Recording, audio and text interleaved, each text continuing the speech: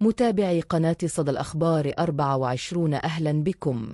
في مفاجأة غير متوقعة أهدى الدولي المغربي أشرف حكيمي الظهير الأيمن لنادي باريس سان جيرمان سيارة فاخرة رباعية الدفع لطليقته وزوجته السابقة هبة عبوك رغم طلاقهما.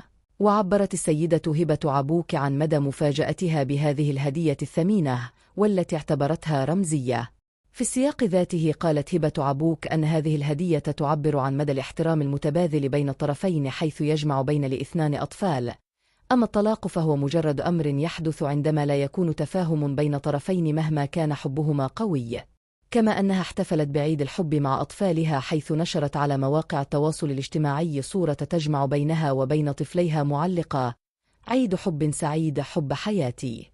نهاية الموجز. إلى اللقاء. لا تنسى الاشتراك وتفعيل الجرس. أخبارنا على مدار الأسبوع متجددة 24 ساعة على 24.